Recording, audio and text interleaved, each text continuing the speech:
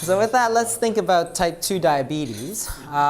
This is the way we think about type 2 diabetes. So we always say it's a chronic disease. It's a progressive disease. So while you can actually treat it for a short period of time, after a while, after a period of 2 to 3 years, it progresses. And that's just the way we think about diabetes. And we say that because type 2 diabetes, they say, has multiple pathophysiologic abnormalities. That is, there's all these different mechanisms, and they all contribute to the hyperglycemia. And that's the reason it tends to progress over time. But what if we got it wrong? What if it's not actually a progressive disease? And what if it's actually a curable disease?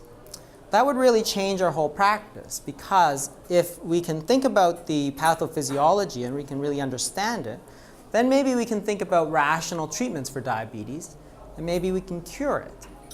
So let's get started.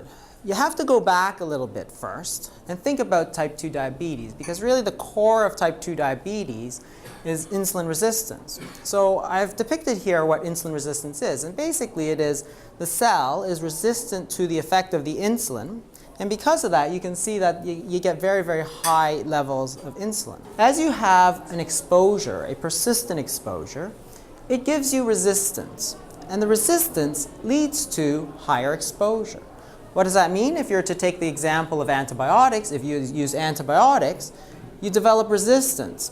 The resistance causes you to use more antibiotics, and that causes more resistance. So you can see these are vicious cycles, so they keep going round and around. This is what we know so far. So insulin causes insulin resistance. It's not the only cause, but it can cause insulin resistance. Insulin resistance is going to lead back to high insulin levels. And what you need is really high persistent levels. That's what really drives the resistance. In other words, insulin causes diabetes. So insulin for sure cures type 1 diabetes, but it causes type 2 diabetes. That is, it is making the resistance worse, and the resistance is insulin. Insulin causes type 2 diabetes. And yet that's how we treat them. So if insulin is the problem, it's probably not the solution. This is our current treatment paradigm. We keep increasing the insulin, and we keep getting more and more resistance. And you all know this from your patients.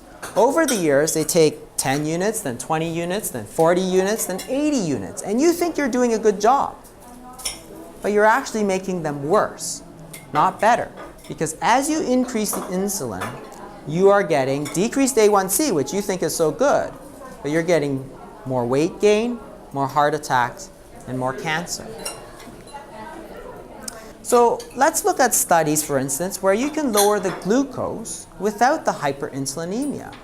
If our hypothesis is true, we should see a beneficial effect. If you compare this to using acarbose, which prevents the absorption of carbohydrates, so it lowers the sugars but doesn't raise the insulin levels, what you see is that this is a randomized controlled trial in 2003, almost 1,400 patients, and followed for 3.3 years.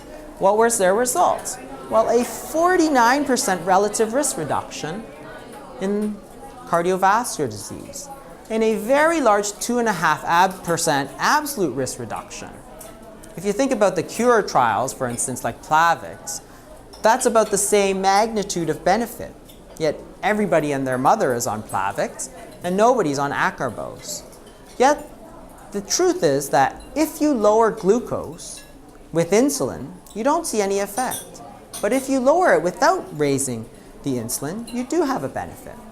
If you take patients and you give them a 500 kilocalorie per day diet for 8 weeks, you see actually the same thing. Their plasma, the glucose goes down, their hepatic glucose production goes down, and the fat kind of comes out of the liver, as well as the pancreas. But what's interesting is that they reverse the type 2 diabetes in these 10 patients, which is actually very important because it means that the changes in the insulin sensitivity and beta cell function are reversible. That's very important because the way we think about diabetes right now is that it's a chronic progressive disease. And the truth of the matter is that it's not. It's a reversible disease. We just couldn't reverse it because we were making it worse. So if we think about the treatment of diabetes now, let's go over things. So insulin causes diabetes. Insulin also increases cancer and cardiovascular events. So the real key to the rational treatment of diabetes is to decrease the insulin. If you can decrease the insulin, you can reduce diabetes, cardiovascular events, and cancer. So insulin is really the problem, not the solution. This is where the problem lies. If you decrease the amount of insulin you take, your sugars are going to go high. So there definitely is an effect of the glucotoxicity. So how are you going to get around that?